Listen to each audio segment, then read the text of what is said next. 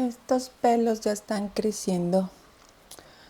Ya están creciendo. Venga, allí vamos. ¿Sabías que la exposición en público para una persona que tiene pánico escénico puede causar traumas a largo plazo? Fue precisamente esto lo que le pasó a Diana Spencer, además de otras muchas cosas que fueron demoledoras para ella interiormente y que aparte las vivió como pudo en silencio, ya que estaba educada para esto, puesto que son típicos comportamientos de las personas aristocráticas o de clases altas. La exposición pública intensa o mal manejada puede llegar a ser traumática para una persona con pánico escénico o ansiedad social, que es casi lo mismo, especialmente si vive la situación con muchísimo miedo, humillación o sensación de pérdida de control. Y tú dirás, ¿cuál? ¿También tuvo que pasar ella por humillación? Sí, efectivamente, en ciertos contextos puede describirse como una forma de humillación pública o invasión, especialmente por el extremo de persecución mediática que sufrió Diana Spencer. Los paparazzis no solo la fotografiaban en actos públicos, muchas veces la seguían constantemente, invadían su privacidad y captaban momentos vulnerables, emocionales o íntimos. Diana habló muchísimas veces del daño psicológico que le provocaba esa exposición permanente y lo más triste es que nadie se lo tomó nunca en serio. Pues bien, algunas de las consecuencias fueron aumento de la ansiedad anticipatoria, ataques de pánico, evitación social, baja autoestima, recuerdos intrusivos como de experiencias vergonzosas. Esta exposición brusca, forzada y humillante, por ejemplo, como ser obligada a hablar ante mucha gente sin una preparación emocional anticipada, solo empeoró el problema y considero que por eso y otras cosas, Diana empezó a tener problemas serios de bulimia. Pero bueno, empecemos por el principio. Ya sabéis que esta es la tercera parte de una serie de vídeos que estoy haciendo sobre el análisis emocional de Diana Spencer. Abajo en la descripción tienes las dos primeras partes para que te pongas en contexto. Y en esta tercera parte voy a hablar de ella en sí, el ser humano, de la niña, de la mujer. Así es de que presta mucha atención porque aquí desvelaré rasgos de Diana que te sorprenderán muchísimo, que fueron dichos por ella misma y que no los verás en otros vídeos. También hablaré de lo que más admiro de ella y que por supuesto me apasiona, la puesta en práctica de su autoconocimiento y la metamorfosis emocional por la que tuvo que pasar para adueñarse del lugar donde se había metido, o mejor dicho, donde la metieron debido a su inocencia, porque no le quedaba de otra. Comencemos por hacernos una mediana idea de cómo era su forma de ser. Ya sé que es difícil saberlo porque ni tú ni yo la conocimos en persona, eso ya lo sé, pero bueno, podemos hacernos una idea de lo que ella era. ¿Por qué? Por su comportamiento no verbal, su manera de vestir, sus obras y por último, y casi que no, porque no la dejaban, por sus propias palabras y por lo que muchas veces también le comentó a sus amigos más cercanos. Pues bien, ¿quién era Diana Spencer? Diana nació en una familia aristocrática el 1 de julio de 1961 en la mansión señorial de Althorp House y sus signos del zodiaco era Cáncer. Desde pequeña le encantaba bailar y nadar. Fue una niña muy deportista. La familia de Diana, los Spencer, es una de las dinastías aristocráticas más antiguas e influyentes de Inglaterra. Los Spencer comenzaron como una familia adinerada de terratenientes en el siglo XV y fueron acumulando títulos, propiedades y conexiones con la corona. Es curioso, pero investigando, resulta que la enorme fortuna inicial de la familia de Diana Spencer provino en gran parte de la crianza de ovejas y el comercio de lana en la Inglaterra medieval y moderna. Los primeros Spencer no eran originalmente grandes nobles, eran una familia de terratenientes relativamente acomodados que crecieron económicamente gracias al negocio de las ovejas, la lana y la agricultura. En aquella época, especialmente entre los siglos XV y XVI, la lana inglesa era uno de los negocios más rentables de Inglaterra. De hecho, se decía que la lana construyó Inglaterra. Los Spencer aprovecharon ese auge económico, criaban enormes rebaños, vendían lana a gran escala, compraban más tierras y fueron acumulando riqueza generación tras generación. Entraron en la política y comenzaron a mezclarse con la nobleza. Con el tiempo, la corona británica les otorgó títulos aristocráticos hasta convertirse en los condes Spencer. Interesante. Una de las cosas que más me llamó la atención del libro es que ella, cuando hace la entrevista para Andrew Morton, que por cierto, si aún no has visto la primera parte, ¿qué haces que no la ves? Te recomiendo que la veas para que sepas de lo que estoy hablando. Ok, cierro paréntesis. Ella decide hablar de su vida desde que nació. Y es que yo tengo una teoría. porque me da la sensación de que ella sabía que moriría joven, porque era una mujer súper intuitiva y por eso ella tenía claro que lo suyo era hablar de sus orígenes. Y su afán era como vomitar esa información a como diera lugar, ya no solo para depurarse a ella misma, sino para que la gente se empapara un poco más de su vida personal. Porque lo cierto es que todo lo que Diana revela en este libro son informaciones inéditas que para aquel entonces nadie sabía sobre ella. Esto es lo que lo hace realmente interesante. De hecho, en la famosísima entrevista al programa Panorama, donde confiesa las infidelidades de su marido Carlos de Inglaterra, ella dice que no llegará a ser reina, porque en el fondo ella tenía un pequeño presentimiento y era como muy consciente de los riesgos que corría al hablar de ciertos temas dentro de una institución tan estricta y poderosa como la familia real británica. Ella sabía que se estaba poniendo en riesgo. Ok, cito textualmente. Mi primer recuerdo es el olor del interior de mi cochecito. Era de plástico y olía a capota. Nací en casa, no en el hospital. El mayor trastorno fue cuando mamá decidió largarse de casa. Ese es el recuerdo más vívido que tenemos los cuatro. Todos tenemos nuestras propias interpretaciones de lo que debería haber pasado y de lo que pasó. La gente tomó partido. Algunos dejaron de hablarse. Para mi hermano y para mí fue una experiencia muy confusa y dolorosa. Este es uno de los pocos extractos que podré compartir porque, como es obvio, es imposible compartir todo el libro. Ya me encantaría, pero trataré de extraer las cositas que ya más llamaron mi atención y que, lejos de la idea que puedas tener de Diana Spencer, se deja entrever como ella realmente era, y es casi imposible no sentir la sensatez con la que habla en el libro. En términos generales, Diana tuvo una infancia privilegiada por fuera, pero emocionalmente dolorosa por dentro, y aunque fue criada entre castillos, también tuvo conflictos familiares como todo el mundo, que de una u otra manera forjaron su personalidad. Bueno, cuando Diana tenía 6 años, sus padres se separaron y cuando ella cumplió los 8 se divorciaron oficialmente, lo que fue especialmente traumático para ella y para su hermano. Y de hecho, en el libro habla de lo difícil que fue esta situación. Tuve una infancia muy desdichada. Mis padres estaban ocupados arreglándoselas entre ellos. Siempre veíamos llorar a nuestra madre. Papá nunca nos habló de ello. Nunca pudimos hacer preguntas. Demasiados cambios de niñeras, muy inestable y todo eso. Por lo general, me sentía triste y muy distante de los demás. Pues lo dicho, esta experiencia dejó en Diana muchos vacíos emocionales y un diálogo interior bastante pobre y una baja autoestima que ella también reconoció con los años. A los 14 años recuerdo que pensaba que no era muy buena en nada, que era un caso perdido, porque mi hermano siempre era el que aprobaba los exámenes del colegio y yo era la que los abandonaba. No entendía por qué parecía ser una molestia tenerme cerca.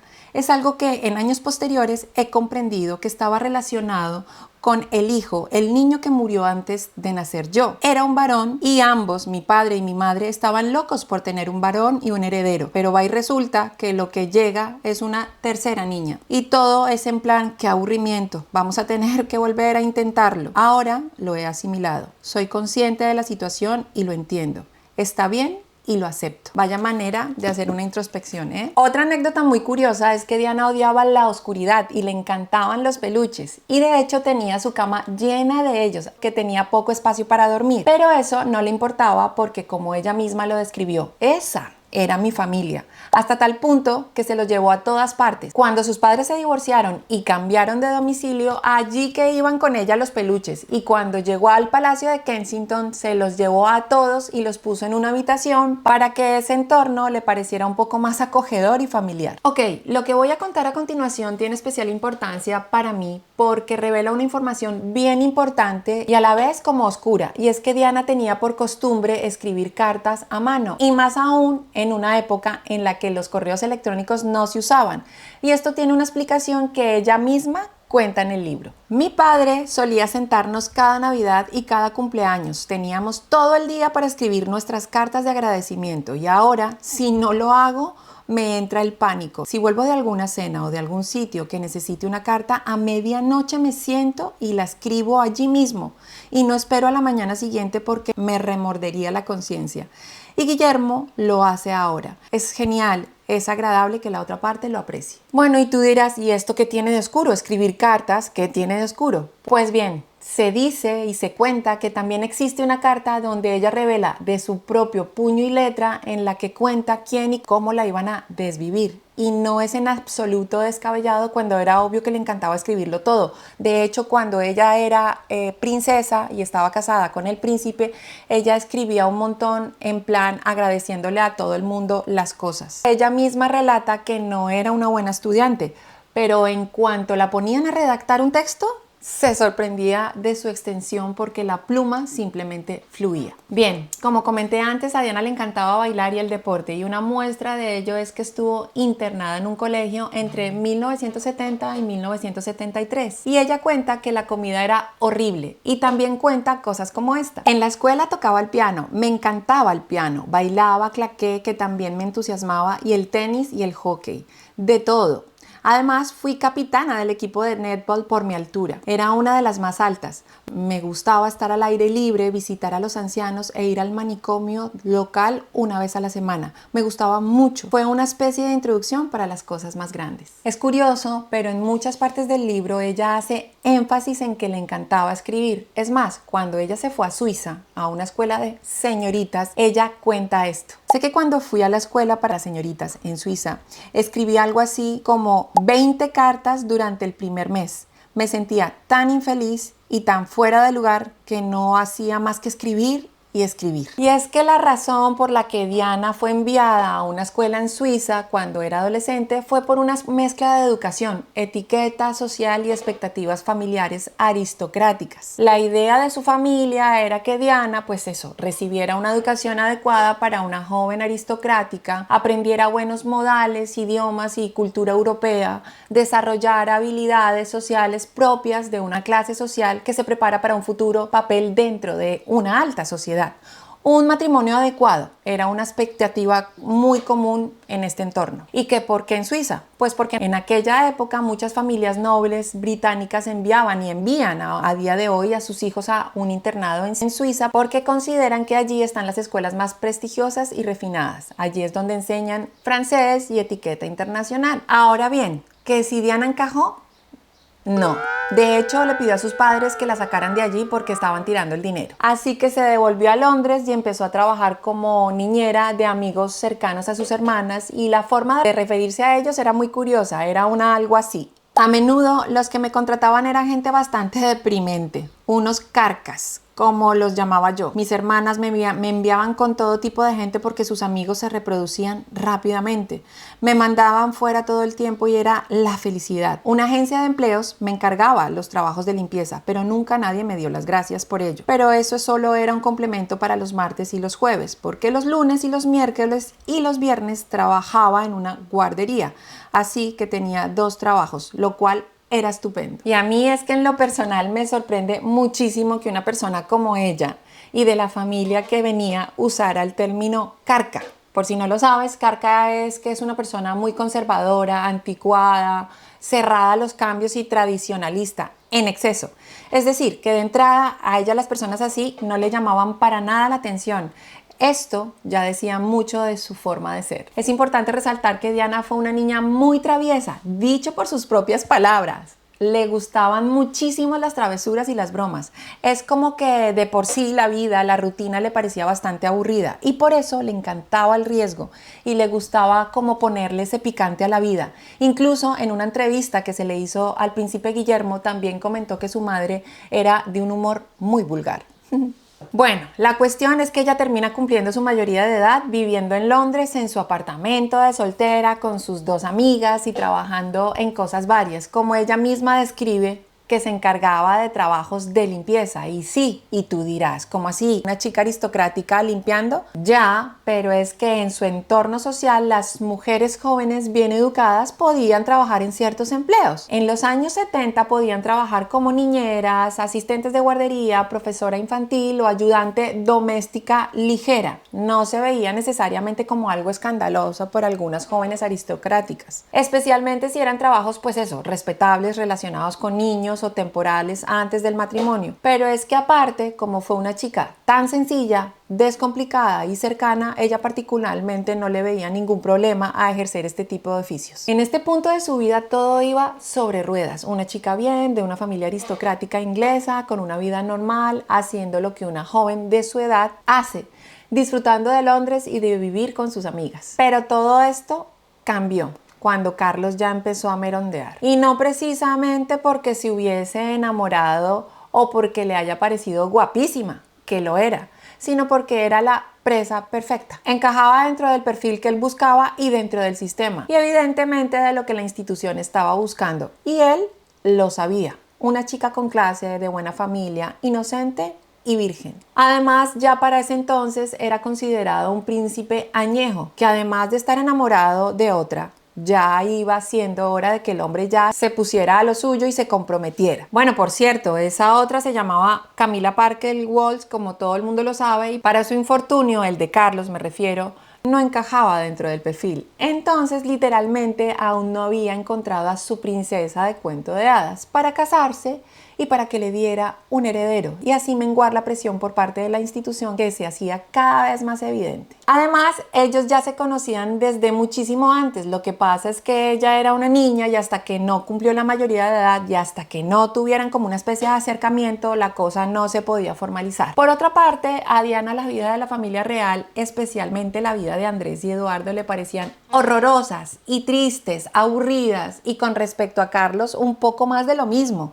Ella tenía tan solo 16 años cuando cruzaron algunas palabras y de hecho su primer pensamiento cuando habló con él fue como: este hombre está muy triste, necesita a alguien que lo cuide. Y es que en esta parte quiero hacer una aclaración, porque este es un típico comportamiento de mujer empática y salvadora. Cuando conoce a un narcisista, es como que ella pretende salvarlo, sacarlo de ahí y liberarlo, porque en el fondo es un reflejo de ella misma, de sus propios vacíos emocionales, y su intención es rellenar eso para sentirse como realizada, porque en el fondo ella también necesita rellenar sus propios vacíos emocionales. Por otra parte, el narcisista se siente súper atraído por este tipo de chicas, empáticas, simpáticas y salvadoras, porque en el fondo el narcisista envidia esa naturalidad y esa soltura para manifestarse emocionalmente, cosa que él mismo no puede hacer porque es un niño roto y que le cuesta mucho manifestar. Mejor dicho, es el combo perfecto.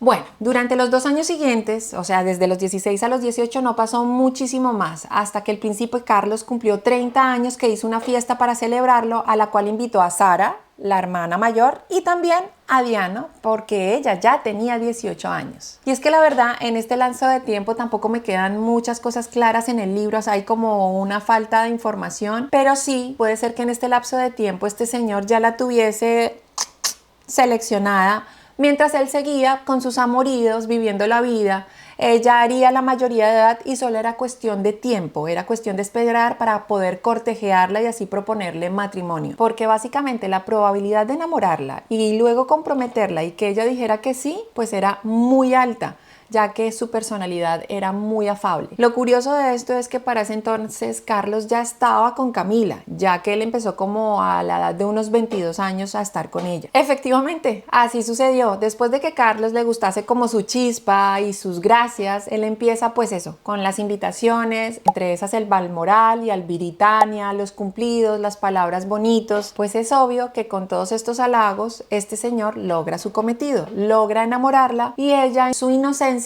se sorprende porque no sabía cómo un hombre como él podía fijarse en una chica como ella. Ok, es importante recalcar que Diana ya había tenido una infancia bastante solitaria y llena de invalidación emocional, de no ser escuchada, de ser abandonada, que para ese entonces, cuando este hombre llega, la encandila con su trato, que aparentemente le da valor, le da su lugar y la escucha. Eso es algo que resultó especialmente atractivo para ella, una chica con muchas carencias efectivas. Así que nada, un día cualquiera, sin anillo y sin arrodillarse, le propuso matrimonio, como quien no quiere la cosa. Y eso sí, se fue corriendo a llamar a la reina para decírselo. Ya está hecho, mamá. Como si de un objetivo se tratara. Cito textualmente. Entonces me dijo, ¿quieres casarte conmigo? Y yo me reí. Recuerdo que pensé, esto es una broma. Y le dije, sí, vale, y me reí. Él hablaba muy en serio. Dijo, ¿te das cuenta de que un día vas a ser la reina? Y una voz dentro de mí me dijo, no serás reina, pero tendrás un papel difícil.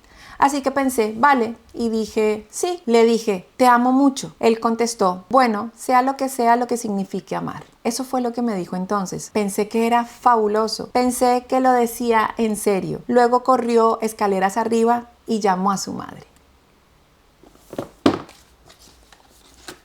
Bueno, aquí es cuando empieza Cristo a padecer. Y como era de esperarse, todo empieza a transcurrir de una manera bastante extraña ante los ojos de Diana, porque en su primer viaje a Australia, para los preparativos de la boda, ella lo llamaba y el hombre nunca le devolvía las llamadas, pero ella misma se justificaba pensando, bueno, el hombre estará ocupado, esto y lo otro. Y así sucesivamente continuaron pasando cosas que para Diana no eran absolutamente nada normales, pero ella soportaba de alguna manera porque sentía que estaba cumpliendo con su deber. De hecho, en el libro ella relata que cuando él le propuso matrimonio, ella además de estar enamorada, que sí, que lo estaba, se lo tomó como una llamada al deber para ir a trabajar con la gente. Y quiero recalcar este aspecto ya que teniendo en cuenta la dinámica en la que se mueven estas altas esferas aristocráticas, era de esperarse que una chica como ella se sintiera súper halagada al ser llamada para ser la futura reina de Inglaterra, supuestamente porque es el sueño de toda mujer inglesa, pero en este caso ni era la mujer ni era su sueño. Cito textualmente, ya ves, yo tenía una vida estupenda, era Lady Diana Spencer, vivía en una gran mansión y tenía mi propio dinero, así que no era como para buscar una vida diferente. Vamos, que tampoco era la mujer que soñara con casarse con el príncipe azul para mejorar su standing. Lo más gracioso de todo esto es que cuán equivocados estaban al haberla escogido, porque detrás de esa chica que parecía dócil, sumisa, manejable, se escondía una mujer con carácter, rebelde y con la fuerza de un ejército dispuesta a proteger sus valores. Es más, para mí el primer acto de rebeldía donde ella empezó a mostrar su bagaje fue el día de la boda, cuando se negó a pronunciar la palabra obedecer en la ceremonia. Fue una decisión acordada previamente, vale, pero bastante comentada en el año 1981 porque rompía con una tradición real y religiosa muy arraigada en la familia real británica. Ese simple gesto me parece que ya dice muchísimo de ella y fue un simple abrebocas de lo que se le venía encima a la monarquía británica. Bueno, después de la boda vino la luna de miel, que ya fue en sí desagradable para ella, porque este señor se llevó una cantidad de libros para leer, cosa que la molestó muchísimo porque el hombre no hacía otra cosa que leer y pasar olímpicamente de ella. Y lo peor de todo es que ella estaba enamorada. Eso teniendo en cuenta que cuando eran novios, ella ya sospechaba que tenía algo con Camilla Parker Bowles, porque tú sabes cómo somos las mujeres con esas cosas. Además de tener evidencias de las que ella luego, tiempo después, habló. Con ese matrimonio empezaron las invalidaciones emocionales, la falta de valor, los desplantes, la mentira y el descaro de los encuentros con Camilla Parker.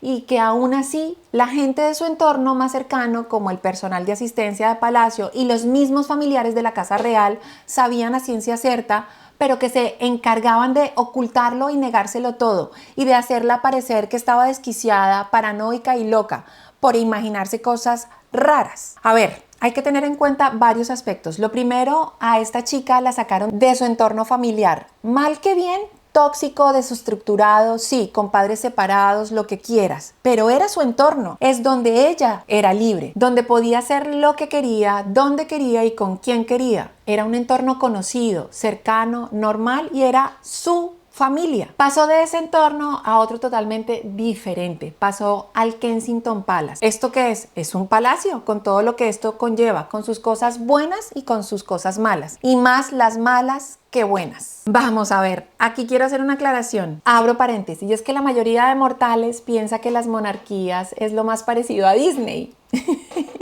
Y lejos de la realidad. No hay personas más esclavas de lo que representan que estas pobres almas. Gente que sí, tiene una vida cómoda, pero también son presas de su propio sistema, que por cierto es bastante arcaico e institucional. Y ya no solo eso, sus entornos se mueven entre intereses de dinero, de poder, egocéntricos, fríos, narcisistas. Y Diana lo sabía. De hecho, mucha gente de las altas esferas lo sabe y están acostumbrados a eso, porque es cómodo para ellos, pero a veces dentro de esas mismas élites nacen almas libres y felices que no encajan y que van en contra de esas mismas reglas, porque es un sistema muy machista, opresivo y aburridor. Es más, a mi parecer, con los tiempos que corren, este tipo de instituciones monárquicas tenderán a desaparecer con el tiempo, ya no solamente porque rozan lo ridículo, sino porque cada vez la inteligencia emocional coge más fuerza en una sociedad cada vez más desinhibida a la hora de manifestar sus emociones. Cierro paréntesis. Ok, continuemos con lo maravilloso de vivir en el Kensington Palace. Este en especial es un edificio de ladrillo rojo oscuro, un complejo enorme con más de 500 habitaciones entre apartamentos privados, salones de estado y oficinas que tienen pasillos larguísimos y silenciosos, habitaciones históricas casi museísticas, por no decir arcaicas, donde reposan objetos antiguos con una energía densa, porque sí, los lugares donde prácticamente nada se mueve, la energía se queda ahí como estancada y eso se siente y flota como en el aire. Y eso incluso te contamina. ¿Tú te imaginas dormir en el mismo colchón de donde durmió la reina Victoria? ¿O comer con los mismos cubiertos en la misma silla donde ella comió? Vamos, eso es como decorar mi casa nueva con los muebles de mi abuelita. Vale, y entonces tú te ves a la pobre de Diana ahí llegando con sus 20 añitos, su dulzura, su inocencia, sus Walkmans y su música que tanto le gustaba, escuchando a Duran Duran, Elton John, George Michael, paseándose por largos pasillos lúgubres y sombríos, ya que pasaba demasiado tiempo sola, especialmente cuando este señor no estaba, pues porque este hombre tenía una cantidad de compromisos y tiene, y que no podía estar con ella en casa. La cuestión es que esto afectó a Diana muchísimo. ¿Tú te imaginas pasar de tener una vida normal, en completo anonimato, pasar a ser una persona famosa, con una cantidad de periodistas tomándote fotos cada vez que respiras, exponiendo en público todos los actos sociales y además estar encerrada la mayoría del tiempo en un palacio antiguo y sola? Créeme que eso no tuvo que ser nada fácil para ella y yo creo que para ninguna mujer, ya que Diana tenía un lado bastante juvenil, porque lo era. Entonces ella tenía sus escapatorias, bailaba, veía televisión, escuchaba música pop y buscaba momentos simples para sentirse menos atrapada por ese protocolo y por el sistema. Aunque provenía de la aristocracia, no estaba preparada para el nivel de aislamiento y presión que implica convertirse en princesa de Gales y en cualquier princesa a día de hoy. Hay que imaginar el contraste, pasar de una vida relativamente sencilla y juvenil a vivir dentro de un edificio histórico gigantesco lleno de personal, normas estrictas, vigilancia constante y expectativas imposibles, porque por lo menos eran imposibles para ella. Esto impactó especialmente a Diana porque ella ya venía de una infancia marcada por la sensación de abandono, necesidad de afecto, inseguridad emocional, miedo a no ser suficientemente querida. Entonces, aquí ocurrió algo importante psicológicamente. Ella llega creyendo que por fin el matrimonio y la familia real le darían estabilidad emocional, la validación y la pertenencia que tanto añoraba. Pero en lugar de eso, entra en una institución donde las emociones se reprimen mucho, la vulnerabilidad no se expresa abiertamente y por el contrario, la imagen pública es prioritaria. Como una princesa que lo tiene supuestamente todo, castillos, el amor, el dinero de una familia acogedora, se puede quejar tanto. Diana contó años después que muchas veces lloraba sola dentro del palacio. Para alguien sensible como ella, eso podía volverla loca y ser muy opresivo. Y es que al final Diana nunca encajó porque nunca nació para obedecer. Intentaron convertirla en símbolo, en princesa, en imagen, en protocolo, pero debajo de las perlas, de los vestidos y de las sonrisas forzadas había una mujer sufriendo profundamente. Una mujer que estaba siendo invalidada emocionalmente por un narcisista que solo la usó, como se ha hecho con muchas mujeres durante siglos dentro de las monarquías, para que éstas perduren, para cumplir con el deber de la descendencia. Y la verdad es que cada vez es menos atractivo, incluso para las mismas mujeres de clases altas.